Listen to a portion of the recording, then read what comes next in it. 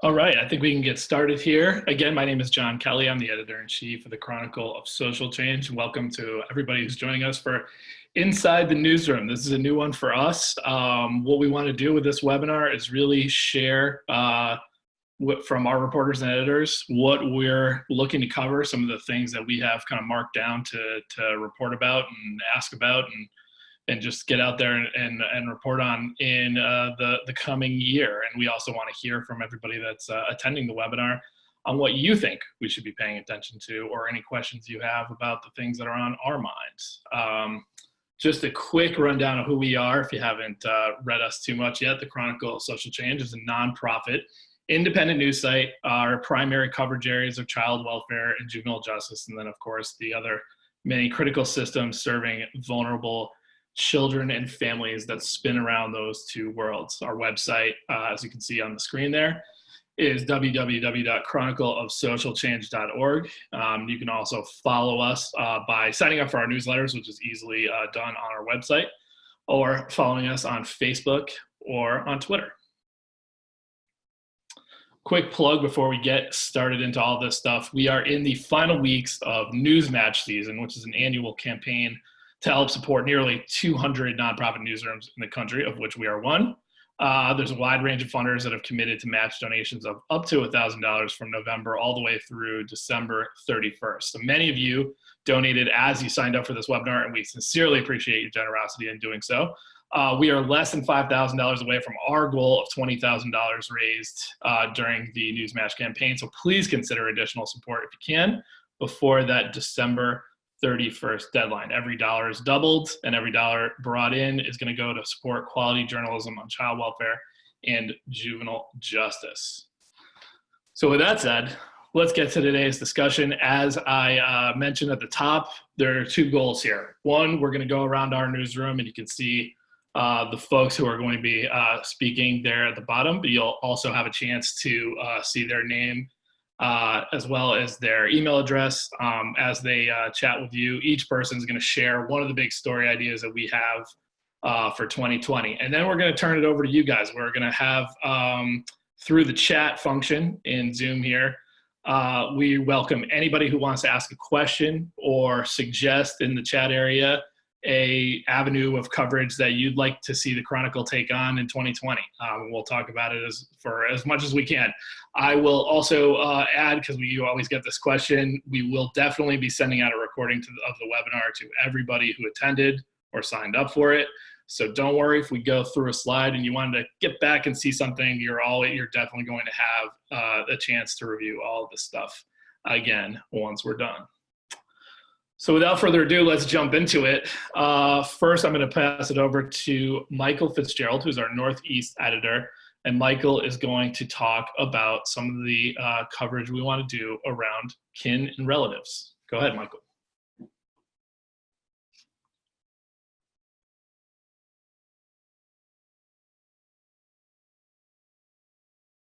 Sorry, unmuted now. Hi, everyone. My name is Michael FITZGERALD.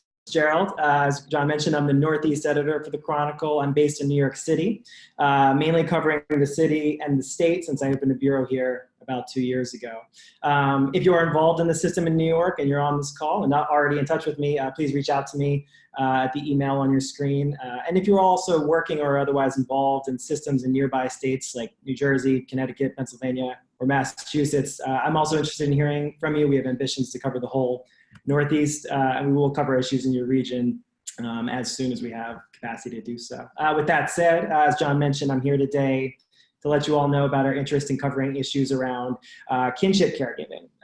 Research strongly suggests that children do well on a number of different measures for well-being when they are placed with kin, which includes relatives, close family friends, or other people who are already in a child's life when the child welfare system transfers physical custody of that child to a relative as opposed to strangers or group homes or congregate care facilities in foster care.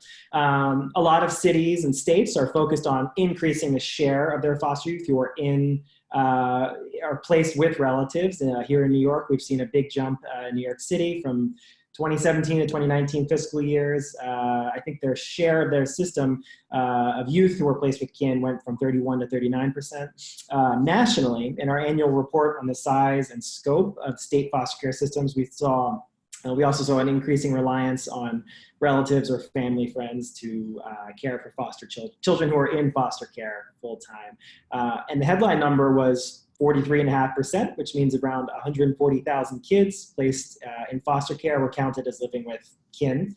The share has also gone up from 25% to 32% since 2011. And we also started reporting this year on how that number is really just the tip of the iceberg when it comes to relatives and the role that they're playing in caring for at-risk youth. We've heard a lot of conversation among advocates and also some anecdotal evidence that child protective workers are increasingly transferring that physical custody of kids to relatives when the child is only at risk of being placed in foster care due to abuse or neglect allegations. And of course, there's also those instances where a kid might move in with an uncle or a grandparent or an aunt without the child welfare system ever hearing about it. And altogether, it's a huge system that might even exceed the size of the formal foster care system. A law professor at the University of Southern California named Josh Gupta-Kagan recently wrote a law review article called America's Hidden Foster Care System that drew attention to this. He pointed out that local systems have some incentives to do this because it saves them from making foster care maintenance payments. And it also, it avoids court oversight in many instances. So a lot of advocates are also concerned about this. We've heard from groups like the Alliance for Children's Rights, Kinship Navigator in New York, Diane Redleaf in Chicago, formerly of the Family Defense Center, are all concerned about some of the due process questions around this, and also just how difficult it is to really map this part of the system. So I think I'm just about out of time. So actually, if any of you want to follow up with me or any of my colleagues to talk about this issue, we'd love to hear about it as we try to figure out how we can explore the issue further in 2020. Great. Thank you, Michael. That was great. And like he said, our addresses are going to be on this screen. There'll also be a full contact list at the end of the presentation. And again, we welcome your comments, feedback, questions on what we're talking about here, other ideas in the chat box. We'll take it up as soon as we're done. I'm going to move from Michael now to Kim HANSEL, who is the managing editor of the Chronicle of Social Change, but also runs the show at Fostering Families Today, which is our bi-monthly magazine that goes directly into the homes of foster and adoptive and some kinship families. So Kim is going to talk a little bit about the concept of normalcy. Thanks, John. So as John said, I look at things through a little bit different lens because I am doing for Fostering Families Today as well. In 2014, Congress passed the Preventing Sex Trafficking and Strengthening Families Act, and within that required all states to implement the Reasonable and Prudent Parenting Standard. Around that time, there was a lot of discussion about barriers to kids in foster care having a normal childhood. So they wanted states to start implementing some rules that would make give foster parents more flexibility in being able to make some decisions on behalf of the kids in their care. So there were some things at that time, like foster parents, if a child wanted to spend the night at a friend's house, then that family actually had to have a background check. And so that definitely was not a normal childhood. And so we wanted to be able to put some decision-making back into the hands of families. So in 2019 in Fostering Families Today, we took a look at this regulations, the Reasonable and Prudent Parenting Standard, the law, the policy, the programs that promote normalcy, and why youth believe normalcy is important for them when they're in care. When we took a look at that, we found that there were a whole lot of gray areas that still are uncertain as states roll out some of these standards. So in 2020, we're going to take another look at some of these topics. In the January-February issue, we're going to start off by looking at technology. What does it mean when foster parents put rules in place for the kids in their care who have phones or who are on social media? What does it mean for foster parents when they're on social media and they want to post a picture of the kids in their family, just like everyday parents do? So what do those kind of rules and regulations mean? Some of the other things we'll be looking at in 2020 will be like school, permanency, everyday parenting, kids getting a driver's license, carpooling after extracurricular activities, and other things like that around normalcy and how families can create that normal childhood experience for kids in care. That was awesome. Thank you very much, Kim, for that. I believe I am up next, talking about Family First's first year. Family First, of course, is not a newborn law just today. It was passed in 2018, towards the beginning of the year, and mostly took effect in October of 2019. So 2020, the calendar year, will be the first year in which the major provisions of the Act have been completely in effect. For folks on the webinar who aren't totally immersed in the minutia of Family First, I'll just go very quickly over the main points.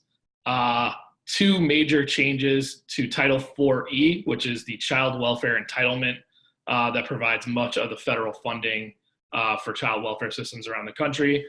On the front end of the child welfare system, it adjusts Title IV-E for the first time to allow any state with an approved plan to draw down those entitlement dollars to spend money in the hopes on services and programs meant to prevent the use of foster care in some child welfare situations and cases. Currently, or previously, 4E was limited only to foster care and adoption payments. This is the first time that states will be able to access that money to work on the front end to really work with families in preventing the need for foster care in some situations.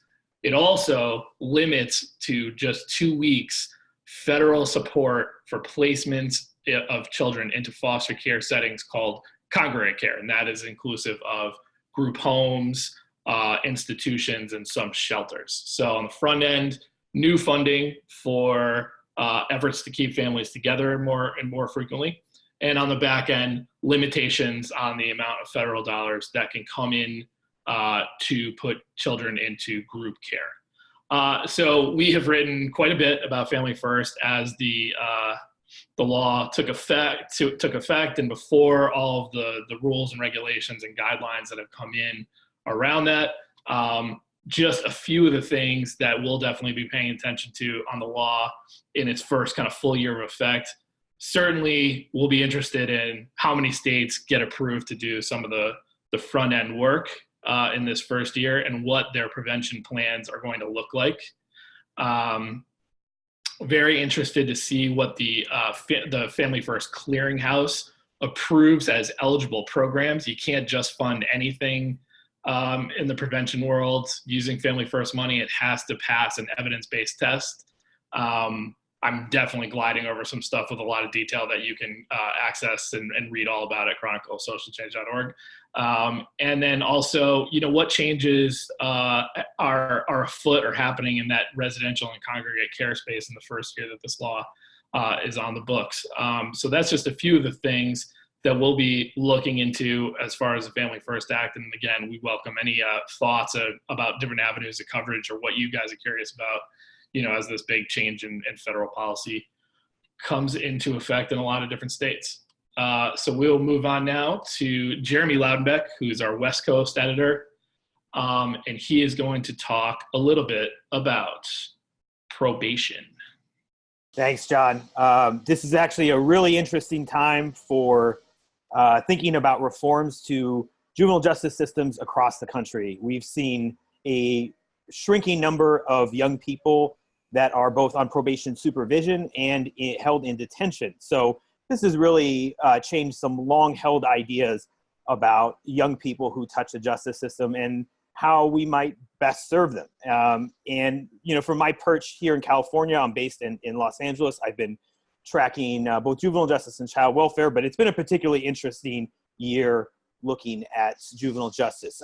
For one, folks are a lot more aware of and cognizant in making policy decisions based on the health needs of young people and especially brain development. And so, for example, here in California, the Division of Juvenile Justice, which is a state-run organization, was moved from corrections over into a health agency. And also, kind of in the biggest juvenile justice story of the year here in California, the San Francisco County closed its last remaining juvenile hall, citing a need for a more therapeutic facility. And so this has really kind of changed how we want to treat young people, but it's not just, treating young people kind of on the deepest end of the system. It's also looking increasingly to engage with community-based organizations. And that's a really big theme about how folks in California and outside of California are increasingly looking to provide care.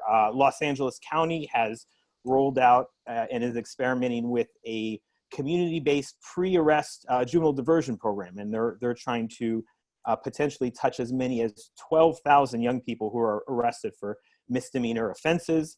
They're also talking about which agency is best served or best able to help young people. And that might not be the probation department. That might be either a new health within the health agency or a new youth development agency. But as I said, these ideas are not just circulating here in California. There's some really interesting work being done in Pierce County, Washington, which is where Tacoma is located, and they're using a positive youth justice model, and that focuses rather on kind of punitive features of probation, instead looking to encourage positive behavior change through a point system that really incentivize positive behavior, instead of just, slamming kids with harsh sanctions that, kind of lead back into the system. That's also a theme of what's going on in Lucas County, which is a home to Toledo, Ohio. I should say, in case I didn't mention it, Tacoma, Washington is the other place. Anyways, in Lucas County, Ohio, they made a deliberate decision to steer youth out of the system for basically all misdemeanor offenses. And so this is really kind of an interesting way to, have folks, only keeping the probation for the most serious felony offenses. And so they have a series of specialized case managers in which they aim to work with young people. Anyways, I am open to all your questions, so I will turn it over back to John. Thanks. Thanks, Jeremy.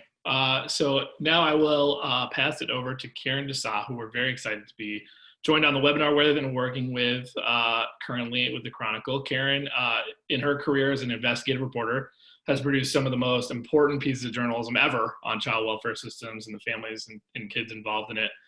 Currently with the Chronicle, she's working on a series of stories about the social safety net for older youth in the foster care system who too often continue to age out of care into adulthood. So Karen, take folks on the webinar through what you've been working on and what you're hoping to learn more about through the project.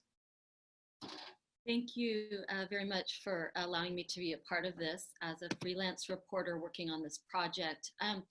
The central question I'm examining, and I welcome anyone on this call's feedback and ideas, I'm reporting on where the social safety net for young people in foster care who have reached the age of 18 without being reunified with their families or adopted, where does support from our society start and stop for these young people? What are the rules and conditions for that support? Who's being terminated from that support between the ages of 18 to 21? Who's being barred from entry into extended foster care? Who's being pushed out of transitional housing programs and for what reasons? I'll be looking at California's extended foster care system in relation to other states in the nation.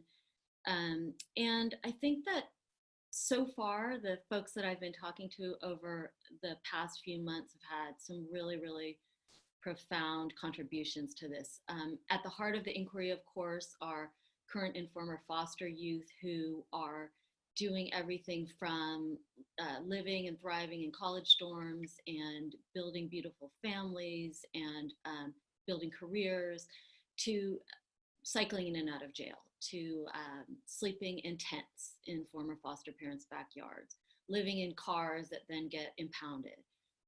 There is still obviously a tremendous need to support these young people. The other interesting piece of my reporting on this so far is among the professionals I've talked to, the judges, the advocates, the attorneys, these professionals who are raising adult children themselves or who have teens and their families who are, or what I call parenting young adults, and they are reflecting upon what their young people who, have all the resources in the world, have loving and supportive, come from solidly middle-class backgrounds, how these children would survive without them.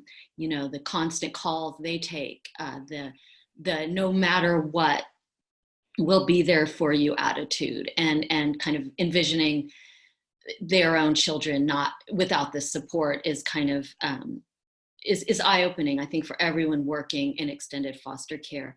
So far, we've done one initial story about connecting to safety net services, and that was on how the new Trump administration's rules on camps affect foster youth. We'll be looking at everything from court oversight, what it looks like to be an adult in foster care in the court system, and then future stories about how young people aging out at 21 are being connected to safety net services, including parenting youth. There's about 1,000 parenting foster youth in the system now, and how are they doing? So thank you very much for allowing me to share this with you. Thanks, Karen. And I noted that kind of up the top, Karen's working on that project. Kind of, we're using California kind of as an entry point to look at this stuff. But as you can see from kind of the bullet point on this screen, it has been in the last 10 years a real sea change in terms of the commitment that states have made to help youth who are turning 18, which most kids living with their parents graduating are not ready to just become adults and flip that switch at 18. In the last 10 years, the Fostering Connections to Success and Increasing Adoptions Act was passed, signed by George Bush right before he left office. That was slow going. I remember reporting on it into the first couple of years. It offered the assistance of federal dollars to extend care from 18 all the way up to 21. And for those first couple of years, I think even 5 years in, there were very few states that had taken up the feds on that offer. And now we see a situation where, about 29 states have a federal plan where they're drawing federal money to draw to extend foster care beyond 18. And there's 49 states, not to put too much on blast, but Oklahoma's the other one, 49 states that offer some form of foster care beyond age 18. So this has already been a great project. Our first story, like Karen said, just went up. Shout out to Katarina, who helped us with that story. It's not on this webinar right now, but did a great job pulling in the youth voice, honestly, in that story. So last but not least, we're going to move it to El Capitan. Daniel HEIMPEL. He is the publisher of the Chronicle of Social Change, executive director of our nonprofit, Fostering Media Connections, and he is going to talk a little bit about the family justice movement. Thank you, John, and I will be brief to those questions. I see them coming in, but December of 2018, the federal government changed a key rule to allow federal funds to flow for the payment of lawyers representing children and parents in juvenile dependency proceedings.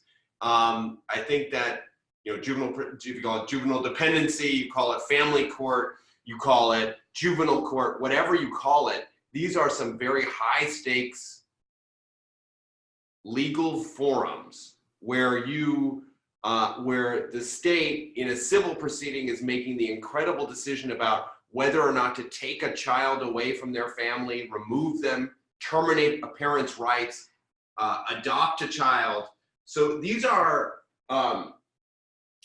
very serious proceedings, and hitherto there has been big variability on the quality of representation for both parents and children.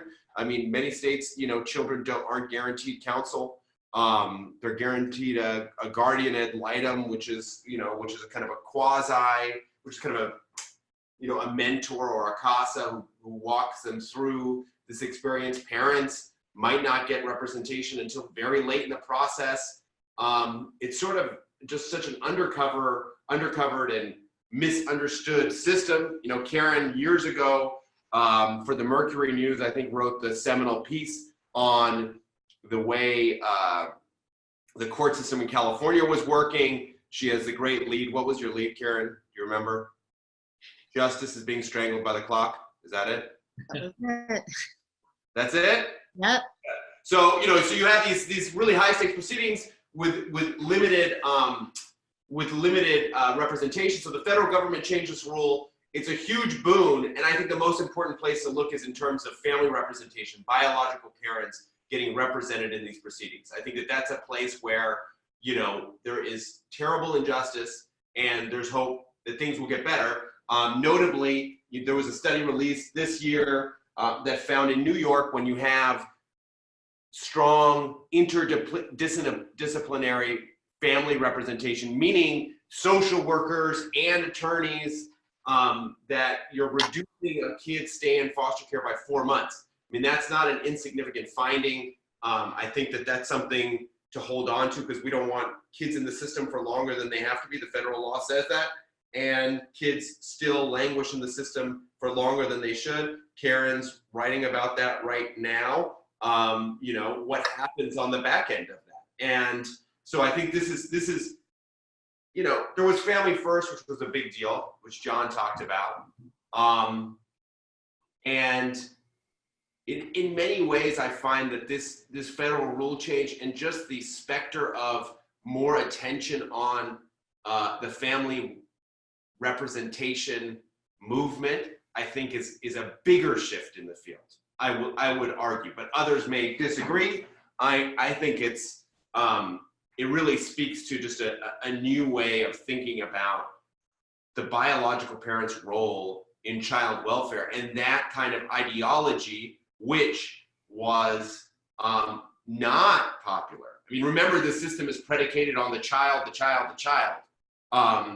is now taking the lead in a way I haven't seen it. I've only been doing this for 10 years, so, you know, I don't have the 40-year window on this, but I find it really compelling and interesting. We're going to be covering it heavily. So with that, I will leave it to John to try to wade through the questions and comments that are starting to come in. Great. Okay, we'll absolutely do that. Talia, our ever-present behind-the-scenes producer of every webinar that we do, thank you, Talia, for that over the course of the year, has put up on a screen just a little sampler, some reading, a little reading room of the Chronicle. I tried to include links to some stories that we've put up in recent months that pertain to some of the things that we were talking about today. So you can click the links once we send out the webinar and the presentation to access those, and you can access all of these articles that we write at www.chronicleofsocialchange.org. So that we'll move over to questions and comments. I'm not going to go particularly in order because Daniel just talked about representation, and we had a good just philosophical question off of that from Jeremiah McWright, who asked, what is quality counsel? Counseling, mentoring, self-care? It's a good question. I think that when in the studies of New York's interdisciplinary law offices, and before that, Washington State's parent representation program, there are a couple of things that are kind of at the root of what they deem to be quality counsel. First is a coherent and organized system for training lawyers very specifically in the issues that they will come across and that come into play in child welfare and dependency in juvenile courtrooms. So making sure that the attorneys who sign up and hang out a shingle to be dependency lawyers and specialize in this stuff really do have a special knowledge and understanding of the law as it applies to this part. The other aspect that's a common denominator there is the social workers. It is not only attaching an attorney to a parent, but also providing them with a social worker who is not attached to a child welfare agency, who is there to help them, and support them in making sure that they are living up to or, meeting the things that are going to get their children back in some cases, or help them stay with their kids and others. It's also somebody who's going to be there to work on family team meetings and things like that, to really make sure that the list of things required of that parent are fair. and actually relevant to the case that at hand, that it's not a cookie cutter approach of saying, oh, you're a parent who's involved in the child welfare system, so you'll need parenting, substance abuse, and this and that. And really making sure that what is prescribed as a remedy to whatever situation has come up is actually fair. And I'll throw it over to Daniel in a second. I did want to thank Michael for putting up a link to his story out in New York, which we ran and co-published with Vice, that really kind of speaks to how this all works, like why the social worker is kind of the secret sauce when it comes to the quality council model. Daniel, you had some thoughts as well? Well, just briefly, I mean, I think the one, and Marty Guggenheim out in New York explained this to me, was, this concept that, in a juvenile, when you get caught up in the system as a parent, you have the legal forum, which is, you have multiple legal fora to deal with. One of which is the court, where you got the judge sitting there and all the attorneys and all that stuff. But maybe even more importantly is all your interactions with the social workers. I mean, they're taking notes. When you go into a team meeting, that's all stuff that's going to decide your relationship with your child maybe into eternity. So, having a social worker go with you to be there and essentially represent you, or even the concept of having an attorney go into those meetings, I mean, I think is kind of harkens to this bigger notion about what are your rights as a parent. I mean, should parents be Mirandized? Like you've got the right to remain silent. I mean, what can and what's said can be used against you. I mean, these are questions that all of this brings up, and it's just, I think it's high time that we really consider the rights of parents in a very systematic way where they're getting represented adequately. That's what I'll say on that point. But I know that there's other stuff popping through. Absolutely, and I misspoke earlier. Michael had actually posted our article that goes really in depth on the New York parent model and the research that was just done on it. And he's now since posted the story that I was talking about, which is really kind of like more of a human look at how it all connects. But I would recommend both stories. The bottom line on the research is they pretty closely tied interdisciplinary law offices, these quality counsel approach, to dramatically shorter stays in foster care for kids. And that's a big finding, and it echoes the research that had come out of Washington before it. Going backwards a little bit, Ashley had asked us about grants and funding that's already on the ground in some places as it pertains to Family First. I can give you a little bit of info on that. So far, there have been 2 states or 2 systems with an actual prevention Family First plan approved. One is Washington, D.C. They were the first. Second, more recently, Utah has been approved. There are another 10 states, I believe, who have indicated that they intend to roll this law out in the first year that it takes effect. Most of the other states have, at least at the onset here, indicated that they intend to delay implementation. That is something that they're allowed to do under the law. The trade-off is if they take a delay, it sort of freezes the limitations on group homes and congregate care, but at the same time, they're not allowed to tap into any of the prevention funding. So a state can theoretically delay up until 2021, the end of 2021, on Family First implementation. But anyway, so there's 10 states out there that we expect, may have a 4E Family First plan approved sometime within the year.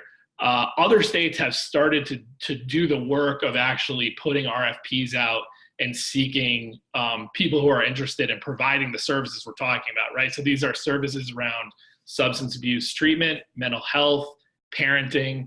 All these states that implement and want to take advantage of the law are going to need private providers in a lot of cases to carry out these services. So we've seen, North Dakota, Nebraska, DC, obviously, and Utah really already starting to move on that. And I'm sure that there's others that I've missed and will pick up in the coming year. So yeah, that funding is starting to roll out. I know that DC, in our coverage of their approval, really didn't wait around to get their plan approved. They started trying to train people up on things like motivational interviewing, which they're going to use to try to make their caseworkers better. at actually kind of like inspiring people to take on, some of the prevention services and things like that. So definitely something that we will be paying attention to in the new year as well. Scroll through here. Got a question. I'm curious whether any jurisdictions fund interdisciplinary parent representation from the outset of investigations. Now that is interesting. Michael, I'm gonna put you a little bit on the spot here because I think that New York City, right, has, there is a bill afoot with the city council where they are considering doing just that and actually moving the appointment of counsel upstream. Traditionally, I think this is where the comment's coming from. It's at the point of removal or a point kind of like well after the initial investigation of a family that an attorney is provided to a parent, right? But Michael, I think there's some talk there about maybe moving that timeline up, right?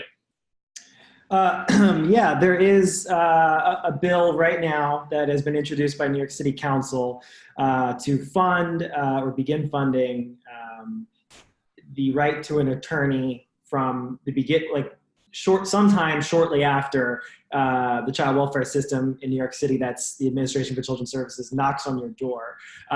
It's very early stage proposal. There was one hearing about it where groups like the Center for Family Representation talked about how they had done a pilot about this, I think over a decade ago, that they thought had promising results. Attorneys for Children at the Legal Aid Society also talked about how they had done a similar pilot, I think, at some point, and they believed for children's representation earlier before a court case begins. There was some pushback from the city government and also some advocates, I think, for children who were concerned either about safety or about how this might change the nature of the child protective process, which folks who were speaking for ACS described as a social work process as opposed to a legal process. So I think there's going to be a really interesting debate about this. And in general, in New York City, I think there's a very large advocacy community that is keyed into all of these issues, which is why we keep going back to New York. But there are other states who are, I'm sure, looking at this. And there are, states like Washington and Colorado have recently ramped up their efforts in this area. And all of these jurisdictions are kind of talking to each other about these ideas. John, I believe there's some nonprofit legal advocacy in Los Angeles as well for parents in the investigation stage. Right on. Okay. And to tie this back a little bit to what Michael discussed kind of at the top of this webinar, there's lots of different ways that we intend to report and have reported on the issue of kinship care. One of those things is the concept of informal diversion. And Michael referenced a recent legal brief that's, as far as legal briefs go, pretty interesting read. It's like 60 pages long, and the author's name is Josh Gupta-Kagan. What Josh really got at, one of the things in that report is just the fact that a lot of times this family is approached by CPS essentially with the statement, look, we have looked into this and do not feel that your child is safe here. So we either agree that he's going to go stay with grandma or auntie or whoever, or we're going to come back, with a warrant or whatever we need to remove your child and put them into foster care. Now that is something that's happening often, Mr. Gupta-Kagan notes, without counsel. There is no legal person attached to advise the parent of in that situation. So they are really standing there pondering, okay, I can either send my child down the street to grandma's or to another state to grandma's in some cases, or risk losing them to foster care, and that's a pretty significant decision to make without legal counsel. I would not want to make that decision on the spot without legal counsel. And I appreciate the question because I do think that that's a really critical thing that we'll see as there's more resources rolling out from the federal government for the first time, really, to support legal counsel, whether that is something that states kind of look to. We got a comment here from Jenny. Oh, sure, go ahead, Dan. All right, you know, all this stuff is, you know, Jenny's got a good comment up there. Jenny's comment is about group homes, right? Trying to essentially retain group homes. I'm going to try to do something a little weird, okay? I'm going to try to blend Jenny's concern about the maintenance of group homes with the question of unaccompanied minors and particular family separations, okay? Sure. Try to do this. So look, we didn't mention, you know, immigration, family separation at the border, maybe because it is a storyline that has kind of reached the mainstream in a different way. Maybe that's a mistake. Maybe we should be leaning into it more deeply, and I really appreciate Emily Smith Goering, you saying that, and putting that on our radar. The thing that I find would be worthy of a good look is that you have Health and Human Services, under which the the Unaccompanied Children Program is, under which Office of Refugee Resettlement is, where the money is to pay for placements for these kids, paying about 100% full freight of what group homes want to place these kids. So as you have Family First contracting, presumably, the scope of group homes, you have a new pipeline of bed-filling children, which I don't know whether this is, to what degree this is true, but one could think that some providers are managing to keep funding levels up by virtue of taking in kids separated at the border. You know, they would lose it from, they're losing the foster care market, for using blunt terms, but gaining the kids separated from their families at the southern border, or the unaccompanied alien children coming up through the border. So I mean, that's like something that's more in the heartland of what we cover, but that being said, there's a lot of issues we should be covering there. And I wonder how we're gonna get to that. Sorry, did that make any sense to anybody here? No, I do think it makes sense. I think what you're really trying to get at there is kind of just the fluidity of these beds and the demand for them. I think that you have a situation where there's an ongoing, clearly now from the federal government, pressure system to try and get states to downsize their use of group care with youth in American foster care. At the same time, there has been a greater demand in recent years for safe, quality group situations to put some kids who are arriving at the border unaccompanied. And I would add to that juvenile justice. I mean, I think that at the same time that there is a lot of movement to kind of downsize the role of congregate care in child welfare, there is kind of a concurrent movement afoot to try and empty out these larger juvenile prisons and training schools and things like that. And while certainly the hope of people who push for that is generally that some of those kids could stay in the community, there will be a greater need for less restrictive or more rehabilitative group situations for them. So there's just a lot of opportunity. In addition to that, I have something else. Go. There's a freaky thing. So, California is shutting down these juvenile halls, juvenile detention centers, and there is an argument to be said, like, these things don't want to be shut down. Like, they're there. People are going to try to find a way to utilize them, and so whether it's kids separated at the border or, young homeless population, there is a kind of concern out there that these places could be repurposed for, for housing people, and there's a lot to go down there with. Anyway, I'm sorry, I didn't mean to be direct. No, that was good. One final thing, Jenny, on her comment, which, just to go back, I want to read it really quick. So it's, what Jenny said was, we're seeing states interpret the exceptions to prohibition on group care broadly in ways that we fear will result in maintaining group care.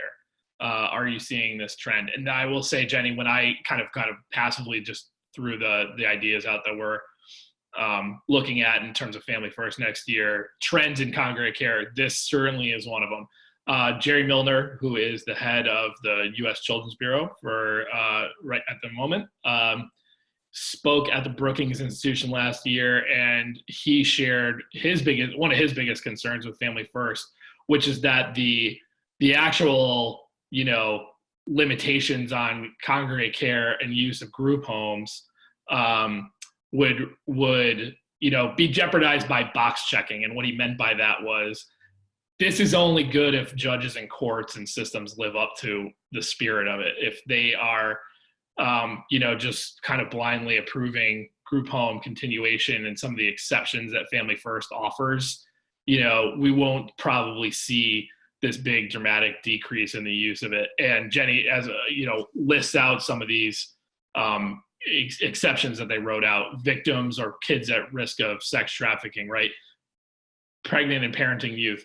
These are groups of kids that the Family First law essentially says it's still okay to use congregate care for them for more than 2 weeks. So that is certainly something that we'll be, keeping eyes on. Kim, I think you wanted to say something to Ashley's comment before. Yeah, I just wanted to say that that's the reason why Fostering Families Today exists, to educate foster and adoptive parents about the needs of the kids that come into their homes. And these families are going to be needed even more that we move away from congregate care with Family First, and they're going to need more training and more tools and more resources. And so that's why Fostering Families Today exists. So hopefully you guys will check out that resource.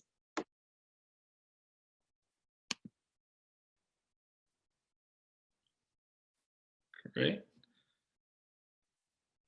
Okay, I'm looking through. I think we have hit everybody's comments thus far. But if anybody else has, actually, here's one. Karen, this was for you. I know, the social safety net coverage that we're going to be doing is mostly going to be focused in on California, but I thought this was interesting and I didn't know about it, that the extended foster care program in DC is not voluntary. The kids stay in until 21 unless they have a really good case for why they should be allowed to exit. I mean, that is pretty interesting stuff. Karen, did you know that? I didn't know that existed anywhere.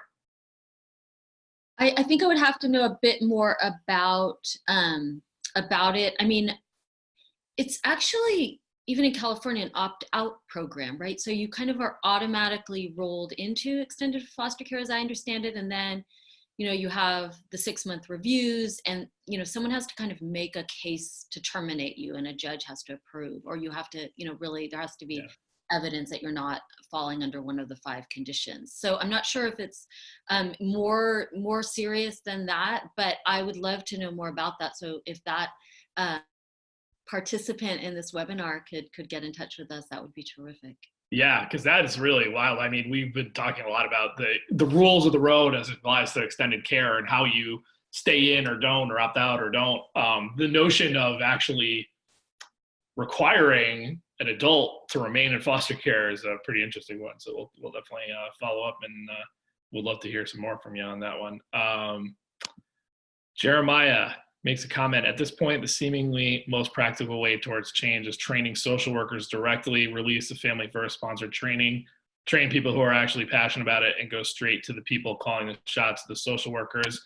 Very good comment, and I will, I guess, kind of quasi break some news while we're on this webinar. Why not? There is a bill that got merged into the massive end of year spending bill that we seem to pass every year now to keep the government afloat. That does help ease transition into the Family First Act. And part of that bill, which I think the Senate might even be voting on right now, they're going to pass it, and then we'll see if Trump signs it, includes a $500 million fund that will be parceled out by population to the states, with seemingly very little rule about what they can do. It's really just to ease that transition. So if you feel very strongly that social worker training on in preparation is the big thing in your state, this will be the time to kind of make that case, as states get a big chunk of money from the feds to do kind of whatever they want with it in terms of Family First preparation. As I mentioned before, DC, one of the pieces of their prevention plan is using motivational interviewing, which is one of the evidence-based programs that's allowed under the Federal First Act. It's one of the first 10 that the clearinghouse has approved. Their intention is to continuously train all their workers with motivational interviewing, and they think that that's going to really help in terms of preparing people to better work on this stuff. Let's see here. I'm kind of frantically scrolling. Daniel, you see anything you want to talk about that we haven't already? Looks like we got about 5 minutes left.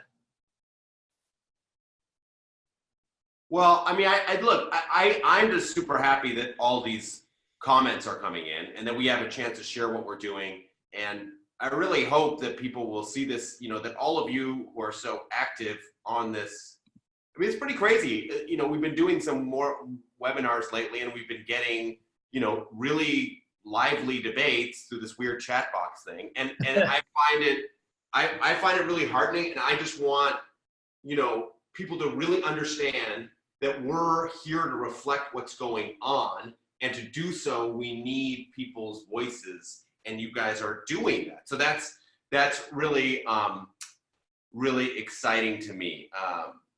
But in terms of questions, I don't know, we got another message coming in. Marianne said something nice. Thank you, Marianne.